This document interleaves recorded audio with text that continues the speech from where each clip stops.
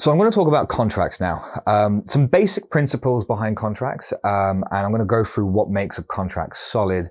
I think it's really important. I think a lot of people out there getting involved with business, if you're more the creative type, or if you just haven't had much experience with contracts or reading through contracts, it's better to find out what makes a contract solid, because the fact is, as a consumer, right, you just buy things and you sign up contracts. I mean, there's tiny little text that you just kind of scroll through on websites and press I agree to. Whenever your phone updates, it's just tons and tons and tons of text, and you just end up agreeing to it because you want to get back to using your phone.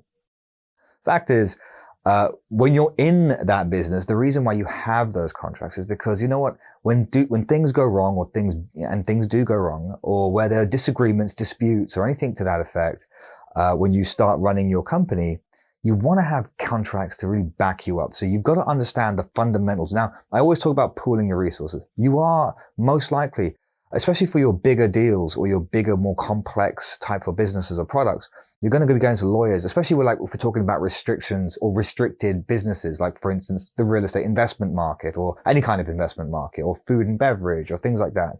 You're going to have lawyers come in and take place. But you at least want to know what they're selling you on, right? Because they're going to be selling you on this contract, that contract, this contract, why you need them and how they're going to protect you. You want to know what to look for to make sure you're covered. And then equally, there are all these sorts of different templates out there and websites where they can spin out and dish out just templated contracts for you to then fill in. Again, you want to make sure that, these templates that are essentially free or very, very low cost, these carbon copies that you can use, are going to be something that you can actually utilize. So why do we use them? Why do we need contracts? You don't want to just do handshake agreements. I've made mistakes doing that. It's best practice. All right.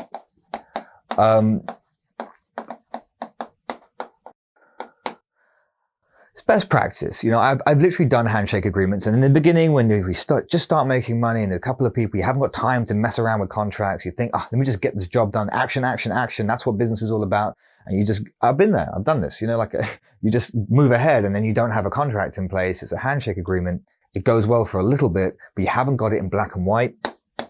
Then things change over time. It's like a relationship, like any kind of relationship. It starts off great. Everyone's trustworthy. Everyone works with each other. Second, there's a little bit of a problem. Everything's on the table, right? You want to have a contract in place. Look, and if you have those issues or disputes, if you have anything that you need to, anything uncomfortable in your business that you actually have to deal with, do something with, it's so much easier just to lean on a contract instead of having to justify your rationale, your reasoning, or this and that, why someone's done this, or they're acting inappropriately with your company, or someone's defaulted on this, or whatever the case may be. It would be easier for you to say, would you not agree? Just say, hey, look, contract says this. You've not done this. We're going to have to work this out. Do we need to bring in the lawyers? Like, you want to be in a position where you're in a position of power, safety. It's your safety net. And what does this all give you? Gives you peace of mind.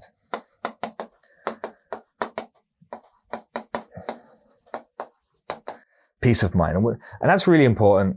All right. Now, look, I'm not saying it means you can never have a problem, but at least you've done your homework. You've just got things done. So that's the reason why I wanted to cover this. We'll do it very, very, very, very briefly, very quickly. I'm going to cover the most important elements. And the most important elements are what makes a contract valid. It's 6 different things. There has to be an offer. What's on the table? What are you offering? Right? By the way, this goes for when you do a handkerchief or a back of a napkin deal you've heard these stories of big businesses. We did the contracts on the back of a cigarette packet. Like these old titans out there in the world. Well, if you're going to do it freehand like that, then you need to know what to put in there, right? Offer. What's on the table? What are you offering? What are they going to do for you? They have to accept it. Are they in agreement with your offer? There has to be terms that say, yeah, I accept that this is what I'll be doing. Legal intent. Are both parties agreeing to be bound by the contract? Are you and the other person saying, yes, I'm happy that this contract is going to basically define the relationship? Competency. Both parties need to know what they are doing. All right. So what is it you're doing for me? What am I doing? Am I not doing something? Is this contract to stop me from doing something if you do something? Like, well, how complex is this contract going to be? It's got to be that. The consideration, the agreement, who gains what on what, right? How much is it going to be payment? Is it going to be some other kind of consideration? There has to be a trade-off, right? That's the reason for their contract. If there's nothing to be gained and there's nothing that someone else really wants from you, then why is a contract in place? You've got to have that in place. And finally, the legal purpose. It's got to be legal, right? You can't have a contract. So if we rob a bank, we're going to split the money that we steal this way, that way. And this is under contract. That's not exactly going to be upheld in a court of law. It needs to be for legal purpose. If everything is covered here and it's legal, it's binding. Okay. And by the way, that's a joke, but equally, when it says legal purpose, you could make mistakes too. If you are working, for instance, in the financial services industry, or if you're working with food and beverage, pharmaceuticals, medicinal, whatever the case may be, and you actually structure a contract, but it just so happens that it's outside, or it's in conflict with certain restrictions, or that would make it illegal. Not that you're going to go to prison for it, but that the contract wasn't a lawful contract and therefore it doesn't mean anything. So that's also an issue. So bear that in mind. It's not just you going out there and choosing something bad to do.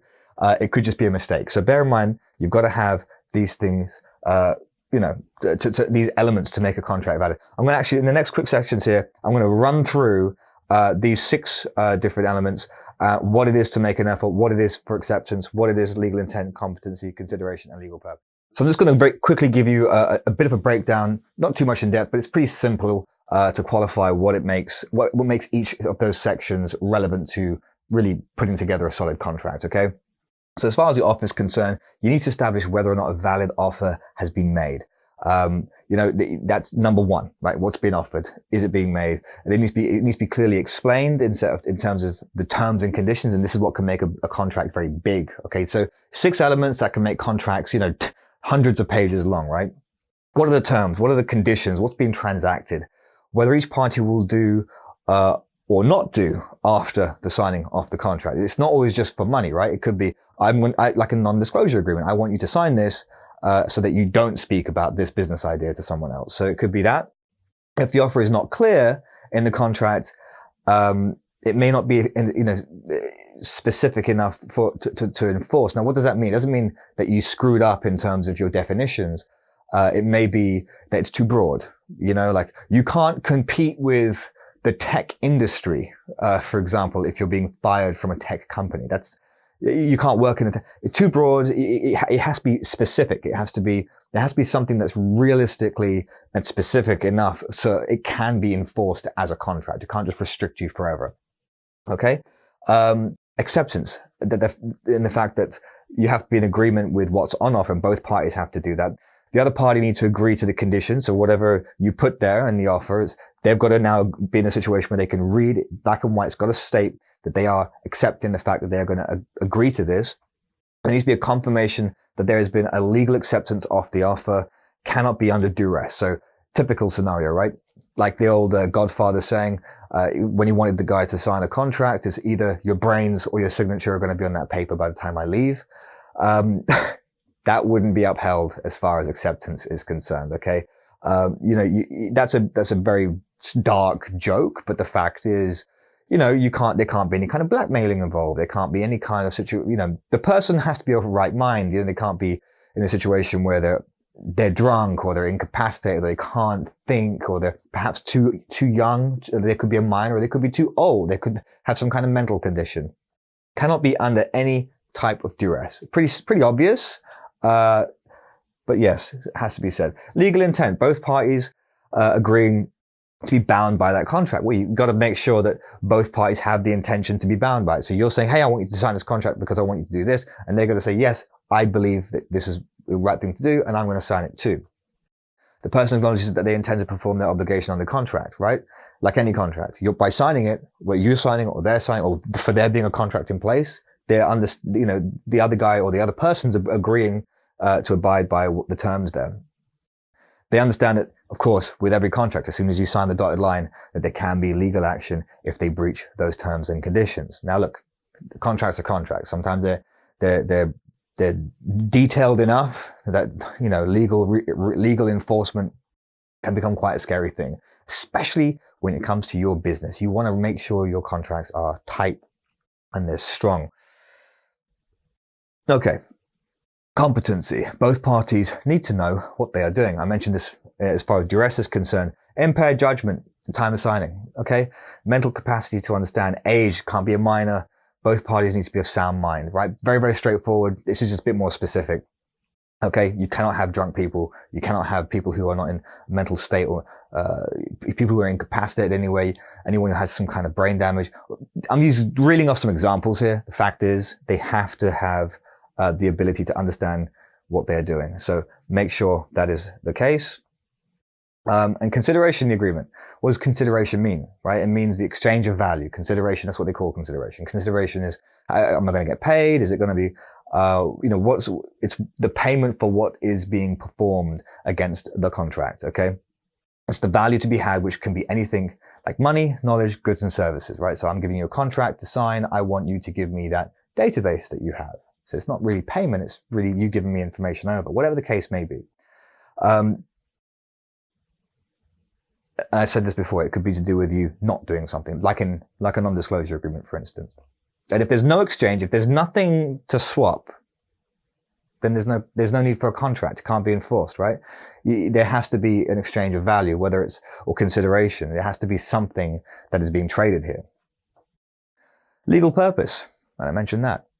Don't break the law. It can't be an agreement to rob the bank. The law cannot be used to enforce illegal activities that are essentially breaking the law. So pretty obvious, but standard and something that you should know if you don't know it. But that's it. That's done. As far as contracts and understanding how a contract's put together, I don't want to spend too much time on this. It's pretty straightforward. You need to understand what you're looking at when you're looking at it.